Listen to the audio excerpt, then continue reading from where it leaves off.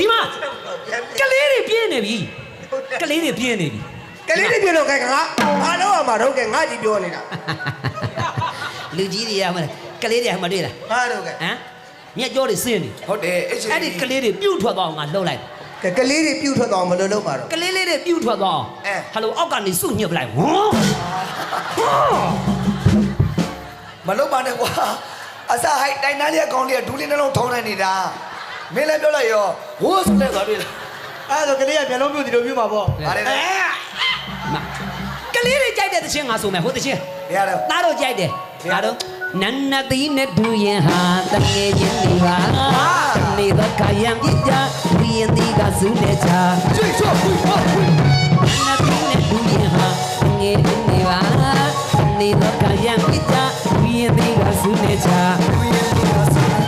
နန္နတိရဲ့မျက်နှာဝေးစိတ်တွေကကျွေးသူတို့နဲ့ရမဖြစ်နဲ့တင်အောင်ပုံကြခွေ လေအောင်မောင်း ဘာများတော့လို့ဘူးချိုးကြပြာကြီး တဲ့လားကလေးတွေထောင်းလာတာမြင်လား ငါထောက်လာတော့ ခေါင်းလေးတွေထောင်းလာတာ တခါတည်းထည့်ပြောကော ဒါမျိုးတွေတီးဒါမျိုးတွေတီးမင်းမရောက်မလားဒါမျိုး တီးမလုံးနဲ့အဲ့ဒါကတော့လွဲကိုလွဲလွနေတာ ဟဲ့မင်းတို့ခေတ်ကသင်ရိုးတွေကကြပြမဟုတ်ဘူးခုခေတ်သင်ရိုးတွေကကြပြတယ်မင်းတို့ဒါတွေမရဘူး အဲ့ဒါကြံတဲ့ចောင်းသားတောင်မဟုတ်ဘူးဒါမူချိုးကြပြအဲ့မူချိုးကြပြလောက်ကတော့ဘန္နာဆိုင်လို့တီးမယ်ကြီးလေးနန်းနသီးနဲ့ထူရင်ဟာ ဒါဒီဒါဒီဒါ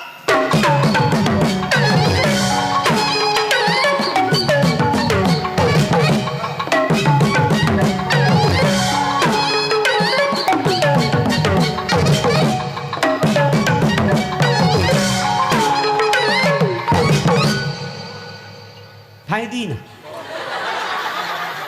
ဘလာဆိုင်ကိုဘာတွေတီးတာလို့ဆိုတော့ကျွန်တော်ကဘာပြောရတော့ ဟာစိုးသွားလားနန်းနသီးနဲ့ဒူရင်ဟာဒါမျိုးလာတော့မင်းတီးနေတာရဘော်ကြီးတဲ့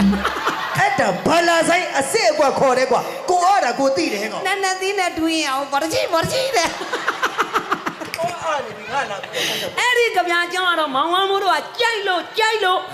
ဘဝအကြောင်းတော့တန်စင်ပြောင်းပြီးစာသားတန်စင်ကိုမပြောင်းမနဲ့စာသားလေးပြောင်းပြီးရေးတာ ဘယ်လဲတော့ ကြပြကော ဒီကြပြလေးကို ဟုတ်လား ရည်ရွယ်ချက်ကြီးကြီးထားလို့သာငွေသဗျာများကိုရှာ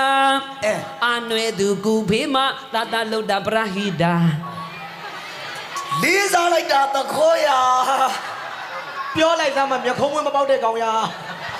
ငါပရဟိတာလုံနေတယ် တကယ်လို့တာလား တကယ်လုံနေကြောက်ပတော့မှတံပါရီရက်ကွက်ထဲမှာတဲ့ကျုပ်ပရဟိတာလုံနေတယ်တငယ်ချင်းတယောက်ဘောလုံးကန်ရင်နဲ့ခြေကျိုးသွားလို့ကျုပ်ငေါ့လိုက်ရသေးတယ်မင်းတော့စိုးတယ်ကောင်မေးလို့ငေါ့ပေမယ်လို့ပရဟိတာသမားဆိုတော့စေးရုံလိုက်ပို့လိုက်ရသေးတယ် လိုက်ပို့တာ စေးရုံအကျိုးဆောင်နဲ့လိုက်ပုံမှာအမလေးအကျိုးတွေကြီးပဲ ဩ ကျုပ်လည်းငေါ့ခဲ့တယ်မင်းတို့တော်ဆော့တဲ့ကောင်တွေပဲလို့ ဟုတ်ပါစောကြ က တာ ရုဏာနဲ့ပါပဲဒါနဲ့စေးရုံဆိုတော့ဗာရီမြကြံတာလိုအပ်အောင်မလို့ရှောက်ကြည့်တော့တာဖွာမီးရဲ့ဆောင်သွားတာ တာဝကန်ရောက်တာ တာဖွာမီးရဲ့ဆောင်နဲ့ရောက်လိုက်တော့လေမလို့ဘိုက်ကြီးတယ်ကြီးပဲ အဲ ကျုပ်လည်းပြောခဲ့တယ်သူတို့လည်း ဗါတဲ့ မင်းတို့လိုတော်ဆော့တာပဲလို့နင်တို့လည်းလို့ အဲ့ဒါစောတာမဟုတ်ဘူးလေ ဟာတော့ အဲ့ဒါကမြင်းတာ မန္တတင်မှာကလေးတွေအများကြီးဆိုတော့ဒါသူတို့မေလည်းစော့တာပေါ့ အမရည်ရွယ်ချက်ကြီးကြီးထားလို့သာငွေသဗျာများကိုရှာ ရှာ အာနွယ်သူကူဖေးမသာသာလုတ်တာပရဟိတာ ကောင်းလိုက်တဲ့စိတ်ထား အလူခံရသမျှပိုက်ဆံရဲ့အကျိုးရှိအောင်ပေါ့ကွယ် ဗါတယ်လို့တော့ KTV မှာဆက်လမ်းဆုံးမြစ်စာပြဲ ဘယ်နဲ့ကိုမဆတ်မှာတော့ ဆရာမတွေဒီဘောဓမာတင်တာပညာသင်တပည့်တွေဘယ်လောက်ထူးချွန်တော့ဆရာကောင်းနေမင်းကြပြာကိုကောင်းအောင်ပြပတ်ထားတာကလေးတွေနားကြလွဲအောင်မလုပ်နဲ့တေချာရှိအောင်ပြောတားတို့သမီးတို့ဆရာမတွေမူကြိုကြရတဲ့အတိုင်းဘလို့သင်တော့ ဘယ်လိုတင် နန်းနသီးနဲ့ဒူရင်ဟာတငယ်ချင်းတွေပါတနေ့တော့ကရံပြစ်ကြဒူရင်တွေကစူးနေချကဲအတိတ်ပေရရှင်းရှင်းလေးရဲ့တငယ်ချင်းချင်းဖြစ်ပေမဲ့တယောက်နဲ့တယောက်ရံဖြစ်တော့နှစ်ဦးနှစ်ဖက်လုံးနင်းလာတဲ့အကျိုးမရှိဘူးတဲ့ ဟုတ်တယ် အဲ့တော့သားတို့သမီးတို့မြင်လေရောပဲမှာဦးသိန်းတော်ကြီး ရံမဖြစ် ငါကဘာမှမရှိဘူးမပိုင်ဘူး ရံမဖြစ် ဒါပေမဲ့အပေါင်းအသင်းတငယ်ချင်းတွေရံမဖြစ်မဲ့နဲ့တဲ့အောင်ပေါင်းတော့ပြန်အကျိုးပြုတာ အခုကားထဲလေးစီးနိုင်ပြီ ဟုတ်တယ် အခုဒီမှာလာတော့ကျွန်တော်လန်ကရူဇာစီးလာတယ် ငါလည်းလန်ခရူဇာကြီးစီးကျင်တယ် ဆုတောင်းလေဆုတောင်း ကျုပ်ကြဆိုင်ငါကြီးကိုထည့်ထည့်လွတ်တာသူတို့ကြအဲကွန်လေးနဲ့နှက်လေ စီနေရတော့အေယာကွန်ဖွင့်ညနေဖွင့်မရအဲ့တော့တကယ်တကယ်ချင်းချင်းတဲ့အောင်ပေါင်းပါတယ်တော့ရံမဖြစ်နေတယ်ကဲတဲ့အောင်ပေါင်းလိုက်တော့အခုဝိုင်းနေဝယ်ထားတယ်သုံးတဲ့တိုက်တွေလည်းစောက်တယ် ငါလည်းသုံးတဲ့တိုင်းနဲ့နေကျင်တယ်လေ ဆုတောင်းလေဆုတောင်း မင်းဆူတောင်းဆိုတဲ့စကားကိုလွယ်လွယ်မပြောနဲ့ငါဒီပွဲတန်တိတ်တန်ချထားတာများတိလိုက်ရင်မင်းငါသနာတော်သွားလိမ့် ဘာတန်တိတ် ဒီပွဲငါတန်တိတ်တန်ချထားတယ်ဒီမှာ အလူတကအလူမဆူချတာတွေကောပြိသက်ထဲကဘသူလားဆူချကနင်းညရတဲ့ဆူချတွေအကုန်လုံးငါမင်းပေးမလို့ ကိုမို့တကယ်ပြောတာနော် ဆူတောင်းလေငါလည်းပြရက်တယ်ဆူတောင်း အေးလေကားတော့မစီကိုင်းမနဲ့ဆူတောင်းလေဆူတောင်း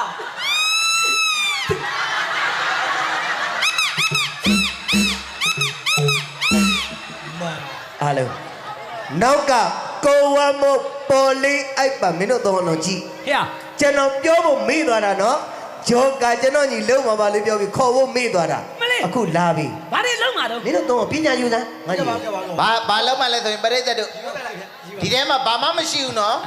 ဟုတ်တယ် ဒီထဲဘာမှမရှိတဲ့ထဲကိုကျွန်တော်ဘာမှမမြင်အောင်လုပ်ပြပါမယ် တော်လိုက်တာ ပရိသတ်ထင်ကြအောင်လုပ်ကြမယ် တော်လိုက်လား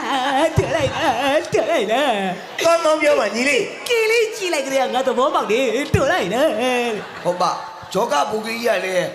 မသိရင်မကြီးကိုရီချိုးပြီးကားသားကြီးကြား ဘယ်ချိန်များသွားကြည့်လိုက်တော့ တကယ်တော့ ဟဲ့ရုပ်တိရှိပြောဘာလို့မအောင်ပြော ဘာလုံးမလဲဆိုရင်ကျွန်တော်ဒီစာရွက်လေးဖြဲမယ်ဗျာ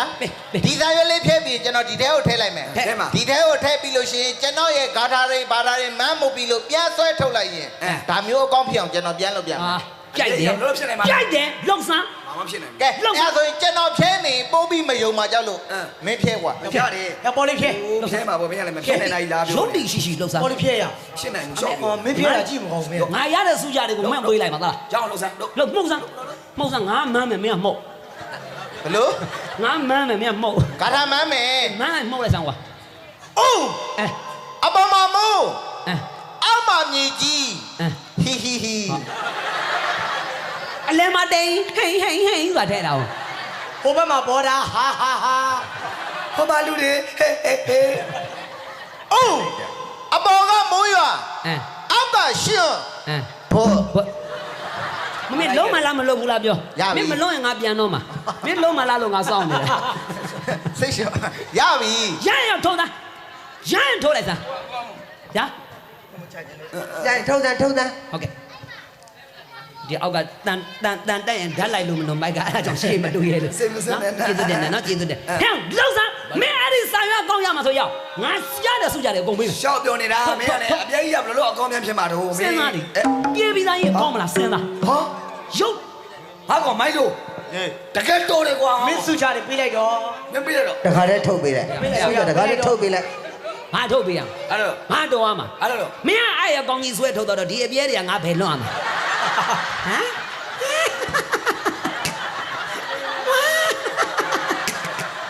ဦးခေါင်းလို့ကိုရီးပလာဦးမှာ သူများပြောမှာဆိုတော့ရဲ့ရှေ့နှစ်တောင်လောက်ထွက် တွားလိုက်တော့ရုပ်တီကိုမရှိဘူးတွားလိုက်တော့ ညနေတွေကဟိုက်နာအဖွဲဒေါသထွက်နေတာမင်းစီရောက်သွားမယ်မဟုတ်တာလားပြောဟဲ့ကွာ စိတ်ချဒီနာ ပြောနေရင်ဆိုရင်လည်းပရိသတ်ကိုဘာတော်တရားထွက်တရားရှိလို့ ဒီနာပြိတ္တဘာလို့မင်း ဘာဖြစ်လို့တော့ ဟိုင်နာအဖွဲဒေါသထွက်နေတာ ဘာလို့တော့ ညနေတွေစိုင်းကောင်းကမတရားသေးဘူး ဟမ် ဟဲ့ကမတဲ့ဝမ်ဘိုးကြီးကြည့်ချင်ပါတယ်ဆိုပါတယ်ဝမ်ဘိုးကြီးကဘယ်မှာတော့တဲ့လာလာမင်းညာလေ မင်းမသိပဲနဲ့ဟာရွာလူကျော်လူလာကြမတ်တယ် ဟုတ်တယ် အိမ်သာပြေးခါ လူကျော်လူလာမှတ်တာအပြစ်မပြောဘူး အဲ ခင်ဗျားတို့ကြည့်နေတဲ့ဝမ်ဘိုးကြီး ကျွန်တော်ပဲ စိုင်းတော့မှထားနေပြီလေ ကျွန်တော်ပါ ကြည့်ကြလေ ဒီဘက်ဆုံးက ကြည့်ကြလေ ကျွန်တော်ပဲ ခင်ဗျားတို့အခုတော့ဝမ်ဘိုးမကြည့်ဘူး ဘသူကြည့်လို့တော့ ငါ့ဤကြည့်တာဒါတော့ပြန်ကကြမှာဓာတ်ပုံတော့မပြီးဘူး ပရိသတ်ကြီးဝါအောင်ကြည့်ပါ ကြည့်ပါ ဝါပြီလား ဝိုင်းလား ဝါလို့ရှိရင်ကျွန်တော်မြေဖိုးတော့ပါမယ် ကျွန်တော်တက်တာဆိုသေးတော့ ပြောင်းနေထောင်တန်းတဲ့စကားရေပေါ့ငါကလေးလေးတွေပြေးမှကြလို့ကလေးကပြဆိုးပြနေတာ ကလေးကပြားဆိုလို့ရှိရင်မင်းကပြားနဲ့ကြိုက်တဲ့ကပြားငါ့စီမှာရှိရလေ ငါကပြတက်ကောင်းတာ ကောင်းတာရှိတယ် ဘယ်ရတော့ ဘူဒီကလေးဝတ်တော့ညီညီပေါ်ဝါရောအဆောပွားတဲ့ကိုရဲ့တောင်းတဲ့သူရဲ့လာချင်လို့တတော်စီမိမိနာနာတီမိမိတဲ့ရဲ့စေဖေးဖေးနဲ့မွေစူရီတောင်းလို့တော့တာကြည့်မိမိသူရဲ့ဒီ ဒီမှာငုတ်တုတ်ကြီးမိတ်နေပြီ ဟုတ်ပါကြောက်စင်းလူပြ ငါဘာတွေတီးရမှမသိတော့ဘူးတဲ့ကောင်းနေချောင်းတာငုတ်တုတ်ကြီးကောင်းချောင်းတာ ဘုတ်တော်ကြီးတိုင်းပဲငါသေးတော့မှမပေါ့မလို့မသိဘူးငါတခါပိတ်ထားလားတကယ်တည်းရ ရရင်တီးအဲ့ဒီကပြရရင်တီး ဒီလေဘူဒီကလေးဝတ်တော့ချာလို့ ဟ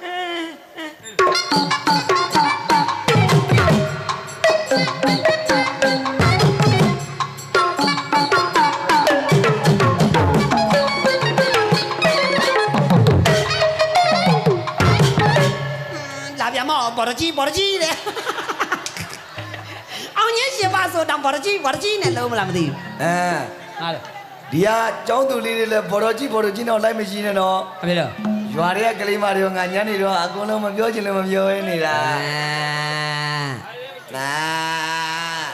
အာ နာ မင်းနွားတွေဖြစ်နေတယ်ဟဲ့ကောင်တွေက ဘဲကောင်းတော့ကနှစ်ချံဖွင့်ပေးလိုက်တာ ဘာ ကော တော့ င်းမလေးတွေပါပြည့်တယ် သူတို့ညနေတော့အလူပွဲလာမှကျွန်တော်ဘာလို့တယ်မှတ်တော့ ဟာလေတယ် အလူပွဲလေးလာမလို့လို့မြန်ဖုံးလေးတော့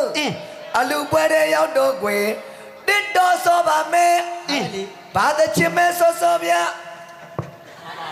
ဖိနေလုံးကတော်ဆိုးတဲ့အပြိုလေးတွေဖေမလောက်ကြနဲ့လေနဲ့ကြည်နေတာထိတ်ဆုံးက ဘဲကောင်းတွေက ကျွန်တော်ရင်သုံးမဲရ ဟဲ့ချာလို့ကိုကျေးဇူးရှင်တွေကိုမပြောနဲ့ကိုသိန်းတော်အကြောင်းဆိုင်းဆရာအကြောင်းပြိတ္တသိသွားအောင်ပြော မပြောမှမပြောနိုင်မပြောပါနဲ့ကွာ အာရတယ်ကိုဆရာတို့တိတရင်ထားတဲ့သရှိရှိရလေစိုက်ဆရာလေးဝတ်တုတ်တုတ်အောင်စပူလေးရဲ့ယလာမကျွတ်တော့မေ့တာနော်သူတို့ကအသားဖော်တာနော် ဟုတ်တယ် နင်တို့အဲ့ဒါနဲ့ငါတို့ကအငေါက်ခံ ကဲကွာ ရှိကသဘောကျမလို့ရှိသေးတယ် လော စိုက်ဆရာလေးဝတ်တုတ်တုတ်အောင်စပူလေးရဲ့ယဘူကီထားတဲ့စတိုင်ရဲ့ဖို့ချင်းနဲ့တူတယ် ကိုဖိုးချစ်တို့အရှိထားနေတာ စူးစမ်းပြီးတော့တင်းနေတော့စိုက်မူလေးပါ အာ နာ ဒါ အာ ဒါ မာ အကုန်လုံးချံခတ်ထားလိုက်ကွာရုပ်ပါ စမ်းရင်မိုးလေးပေါ့ တချင်းကလေးဆိုနေတာဝီအော်သလိုပါ ဟာ သူ့ကိုပြောတော့ဒေါသထွက်ချိန်ပုံရှာနေရရက်ချလိုက်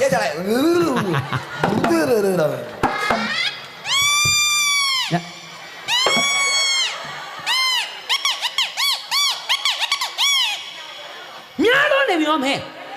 တခါလဲမဟုတ်နှစ်ခါလဲမဟုတ်နဲ့မင်းဘာလို့မအောင်လို့စား ဘာလို့မှလဲဆိုရင်ကျွန်တော်ဒီဖဲချက်လေးတွေကိုလေပေါ်မှာဝဲကနေနေအောင်ကျွန်တော်ဖဲပုတ်ပြမယ် ပြီးသား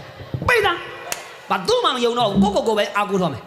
မင်းဒီဖဲချက်တွေကိုမင်းလေထဲမှာဟာလားလေထဲမှာဝဲနဲ့မင်းဘယ်လိုလုပ်မအောင်လို့စား ဟာ လို့စား ဘယ်လိုလုပ်မှလဲဆိုရင်ကောလေးကိုအိုးစီလေးတီးပြအောင်ပါ လို့စား အိုးစီ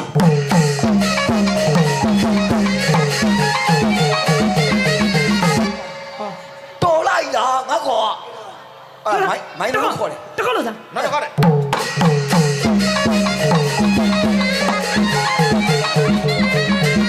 ဟောမဟုတ် ကဲလေးစားတယ်ကွာ ကျွန်တော်ကိုယ်တိုင်စစ်ထားတဲ့ဖဲချက်မနှုတ်ကိုကျွန်တော်အံ့ဩသွားတယ် ဟုတ်ပါ ကျွန်တော်ကိုယ်တိုင်တေချာစစ်ပြီးသား တစ်ချက်ချင်းကွာ တစ်ချက်ချင်းစစ်ပြီးသား သူတော့ဖဲပြေထားလား ဒီတစ်ချက်ချင်းစစ်ထားတာကိုကြည့်ဟောလုံးသွားတာဗျာလေး လက်ထွတ်တော့မော့ပြီးလား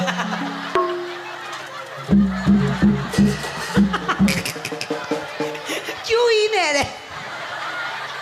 မိုင်းလူကြီးကကျူးမိုင်းလူကြီးကျူး မင်းကျုံမှာ မိုင်း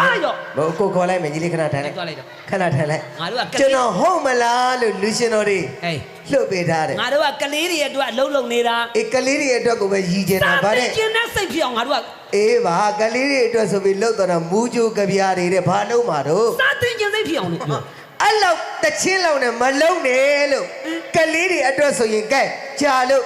ပရမတချင်းဆိုတော့မလို့ဟာဒါပြီးမှဆိုတော့မယ်ကလေးတွေအတွက်သိတော်တီးပြမယ်ခေါင်းစဉ်ကိုကပညာမရှိရင်သူဤဝန်တန်းနဲ့ ပညာမရှိရင်သူဤဝန်ထမ်း စာရတာအရင်နားထောင်ကြည့်လိုက် အဲ့ဒါပေါင်းနိုင်မှာမ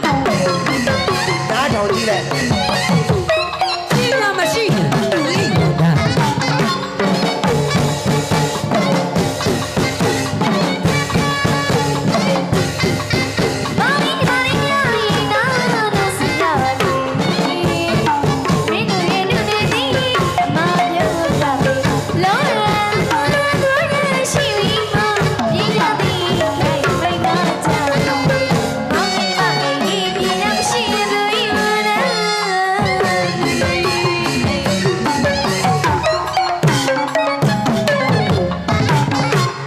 ဒါပြီးရင်တချင်းဆိုပြမယ်နော်ခဏလေး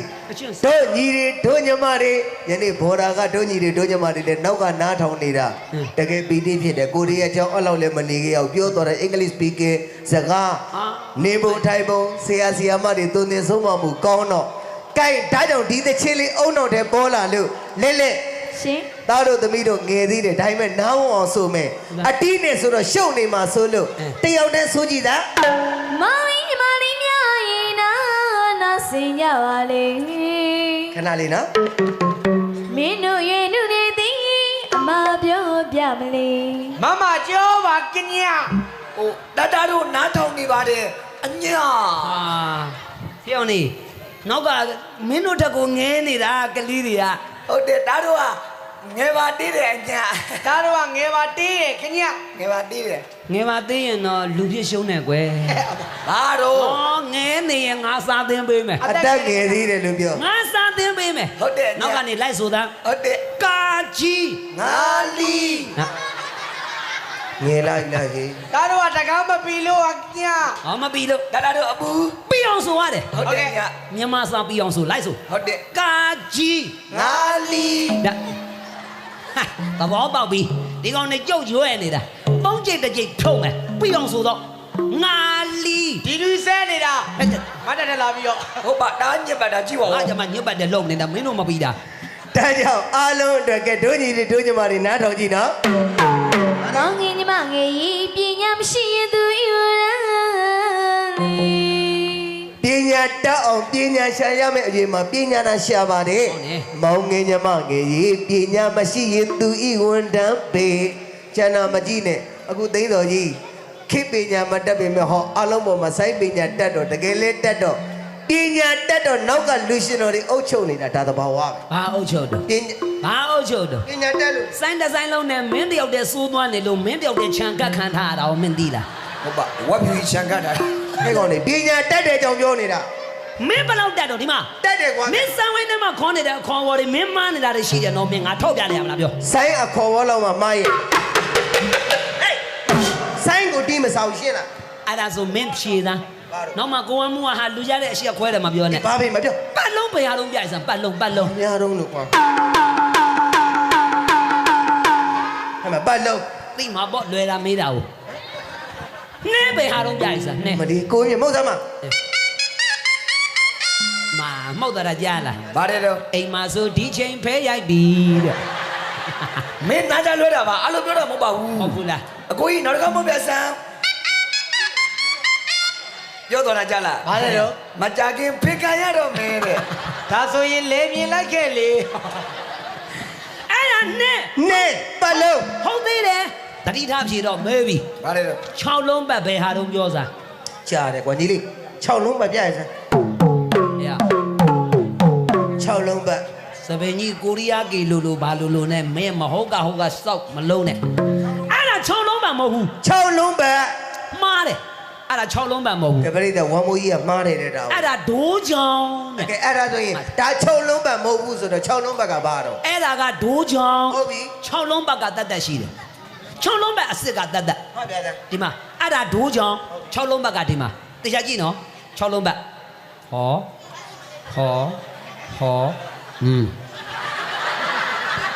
6လုံးပတ်နော်ဟိုဝမ်ဒိုးချောင်းနော်ဝါဒိုးချောင်းနော်6လုံးပတ်ကဒီမှာဟောဒါ6လုံးပတ်ဝါဒိုးချောင်းနဲ့6လုံးပတ်နဲ့မကွဲဘဲနဲ့စိုင်းကြလောက်သားတယ် ဝမ်းမိုးရေ ပါတယ် မားနေတယ်ဟေး ဘာမှ လေးလုံးပတ်လို့ပြောချင်ပြော ဘာလို့လဲ ငါနှလုံးကတစ်တညံလို့ကြေးသွား အဲ့ဒါဆိုမင်းလည်းမားတယ်သုံးလုံးပတ်လို့ပြော ဘာလို့တော့ ငါတလုံးကလမ်းတော့စုကိုင်းနဲ့ညှိကြမ်းနေခဲ့ အဲ့ဒါပဲတော့ပုတ်ပြီးသေးတော့မှာ အသီးတွေသီးတော့မှာ မြို့မအောင်နိုင်တော့ ပညာမရှိရင်သူဤဝန်တန်းဆိုင်းလို့တီးကြမှာတဲ့ဒါပြီးရင်တချင်းစုံမှာဖြစ်လို့ဝါကင်ဆိုင်းပြီးမယ် သေးတယ်အဲ့တော့ငါညီနဲ့အကိုနဲ့လည်းအတိုက်ခံလို့မပြောတော့ဘူးငါညီကလည်းနော်တို့နောင်လာနောင်သားလေးတွေကောင်းစီခြင်းတို့ဆုံးမတာဆိုတော့ငါတခွန်းပဲပြောလိုက်မယ်မင်းလှုပ်ချင်တာလှုပ်တော့ မင်းစိတ်ညစ်အောင်ငါဘာမှမလုပ်တော့ဘူးကွာ ရပြီ ကျင်းနဲ့လားပြော ဘာဖြစ်တဲ့ မင်းစိတ်ညစ်အောင်ငါဘာမှမလုပ်တော့ဘူးလို့ တေးကြအောင်မေးရသေး โอเค တယ် သိကြတယ်ဘာမှမလုပ်တော့လို့ ဟေး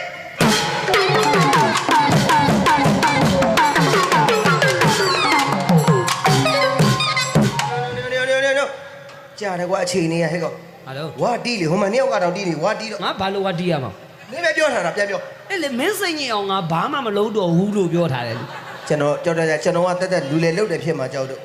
မင်းစိတ်ညစ်အောင်ငါဘာမှမလုပ်တော့ဘူးနော် သိတယ်ကိုယ်စကားနဲ့နော်ဟေး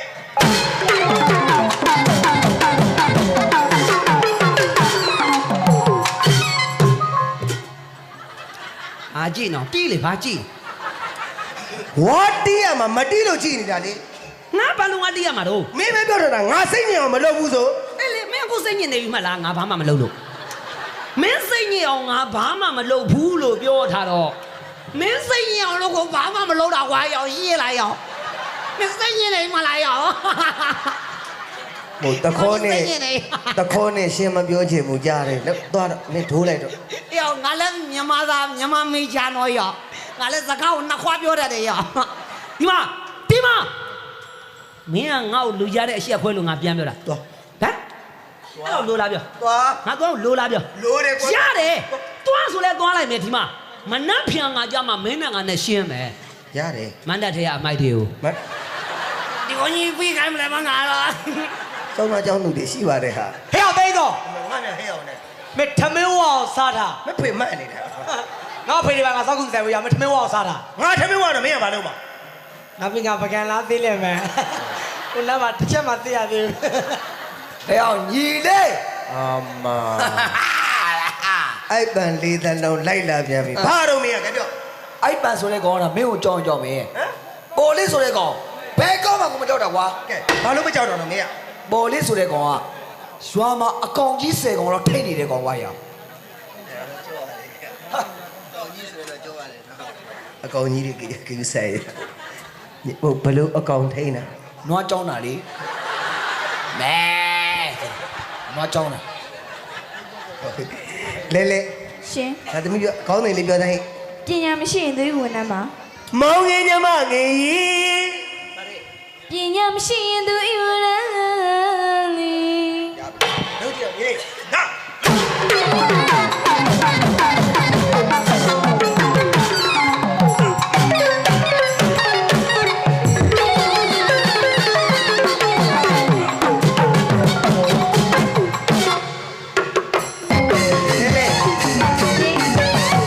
တချီလေးအဆုံးတက်ရအောင် ဟာ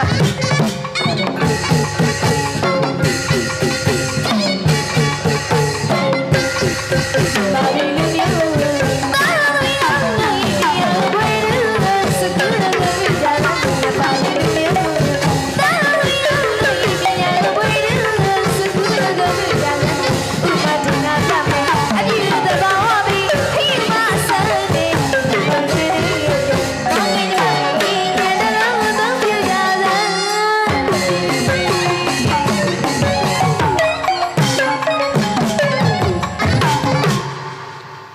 မြန်မာပြည်လူမျိုးတာယောသမီးကောင်းတို့ရေပြင်းဒီလေးအခုမေ့သွားတာအဲ့ဒါကြတော့ကို့အပြစ်ပါဟာအခုအပြစ်ပြိတ္တကျွန်တော်ပြောထားတာဒီဟိုမြဲလေလေးနှစ်ခုပဲပြရသေးတယ်သူ့မှာအခုဟိုကလူရှင်တော်တွေမောင်းထုတ်လိုက်တော့ကျွန်တော်ခေါ်မယ်လို့ပြောတာအခုမှရှိရရောက်လာအခုတချင်းကလည်းပြီးပါပြီကွာဟာအဲ့တော့အခုတချင်းပြီးညီလေးလို့ညီလေးပြီးမှတချင်းဆိုမယ် ရတယ် နောက်မှအစီအစဉ်တွေကကွာအများကြီးကြံသေးတယ် ဟောဟော အဲ့တော့တချင်းတော့ဆုံးအောင်ဆုံးလိုက် ရတယ် လဲလဲ ရှင် တချင်းအဆုံးသတ်မယ်လို့ဆိုင် မြန်မာပြည်လူမျိုးတာလီအောင်လို့ပညာကိုဝေလို့စကူလုံး ဆိုဒီ မဟုတ်ဘူး तू အဲ့လိုရှေ့ရှိနေအစမပြေဘူး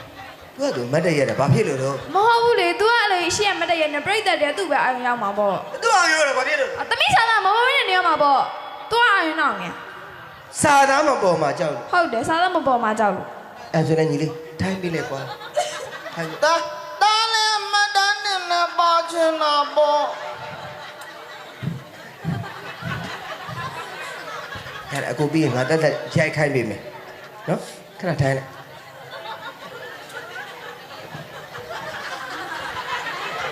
မြန်မာပြည်လူမျိုး တာသမီးကောင်းလို့ပြိတ္တပြသူ့ကြည့်ပြီးရင်းနေကြပြီ ရေးမနေပေါ့ဘာဖြစ်လဲတော့ အာသမီးစားတာမဟုတ်ဘဲနဲ့နေမှာသမီးအာယုံများဘူးလေ ဟုတ်တယ်စာသားကတို့အခုတိတ်လိုက်ဖက်တဲ့တခြင်းတော်တို့ကြီးတွေတို့ညီမတွေပညာသင်တဲ့အရွယ်မှာပညာတကုံဘွယ်တူးတွေယူပြီးတော့မိဘရက်ရွာဂုံပြုတ်လိုက်စမ်းပါတယ်ကဲစောနာဆိုင်းရှိမှာမှတ်တမ်းတင်သွားတော့စုယူရတာဘလောက်ပီတိဖြစ်စရာကောင်းတော့အဲ့ဒါကိုဆိုလိုချင်တယ်အဲ့တော့ညီလေးမင်းရရှိနေတော့ဒီမဲ့ဟိုဓာတ်ပုံရိုက်ထားခြင်းနေတဲ့နော်စာသားအောင်မြောက်မှကျတော့ရှင်းနာနေနဲ့ဆင်းလိုက်ကွာတော့ပြီးတော့ သူတို့ကိုတားရဲ့လှထဲမှာညွန်း ဒီလေးအောက်ဆင်းလိုက်တော့အခုစာသားလေးတို့ပညာသင်ကြတဲ့ညီငယ်ညီမငယ်တွေအတွက်သင်္ကန်းတာလေးပေးခြင်းသေးတယ်ကွာလှုပ်ဆိုင်ဟုတ်ပြီဗျာ ဟိုဘက်တော့ မြန်မာပြည်လူမျိုးတာသမီးကောင်းလို့ပညာဝေလို့စကုနကပြုတ်ကြတဲ့နေဥမတ်သူအာယုံနောက်နေတာမရသေးဘူးတနေ့ရပို့ထားလိုက်ပါ ငါကြီးကိုနေရမရမဖြစ်နဲ့တော့ဟိုမှာအလူရှင်လူမတွေတော့အလူမလေးတော့ပဲတော့မလေးတော့ပဲ အလုံးမသိသွားတော့တားဘာလို့ရမှာတော့တော့ကဲ အမေမတော်လို့တနာပြီစုလေးပါလေးချမလားလို့ပေါ့ကွာသွားကျင်သွားပါလို့ပြောတာ သွားရင်တကယ်ချမှာလား အဲ့တော့ငါပဲသိပါမလို့သူကငါ့ကိုပြပို့ခိုင်းနေသေးတယ်ကဲသွားမှဆိုသွားကွာကို မသွားရဘူး မသူကနှွဲနေတာမသွားရဘူးတဲ့ဘာလို့မသွားရတာတော့ တော့ကျွန်တော်ဝက်မှတ်ပြီးပေါ်ပြမှာကြောက်လို့ ဟုတ်တယ်ဟာရောက်လာတာစားတယ်ဘောကဒါမျိုးလေးထင်တော့တော့ကောင်းတော့ဟဲ့ကဲညီလေးတော့ဘာဖြစ်အခုပြီးတော့ခေါ်လိုက်မယ်ကွာအမောင်လေးကဆောင်တော့ညီလေးတော့ ဟိုဘက်ကမောင်တော့တားတရေကြောက်လို့ အဲ့မှာကွာဟိုဘက်မှာလည်းဘော်ရာကြီးရှိတယ်ဘာကလေးတွေအများကြီးပါကတော့မုံငါတဲ့တချင်းလေးဆုံးတဲ့ချင်းနောက်မှငါအစီအစဉ်ကြီးကြံသေးတယ် ကျွန်တော်အဖော်လေးထည့်ပေးပါလား ရတယ်ကိုမြင့်ထည့်ပေးလိုက်မယ်တော့ မုံမဆုကလေ အေးအဲ့ဒါ तू သွားနေကြလည်းနေရမလို့တော့တော့ညီလေးပြင်ခေါ်လိုက်မယ်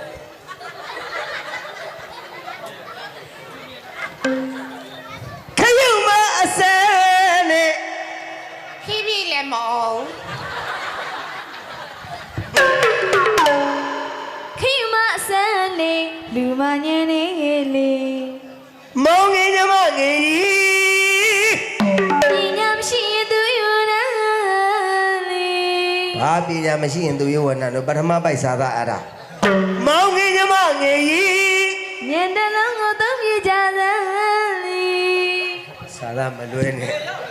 ထိုင်တော့ကဲအချိန်ကြောင့်အချိန်လေးကြောင့်နောက်မှအစီအစဉ်လေးကျန်းနေသေးလို့ပါအဲ့တော့ဆိုင်းကိုဆိုင်းလို့လေအပင်မခံတီးလိုက်အောင်ညီလေးဟာ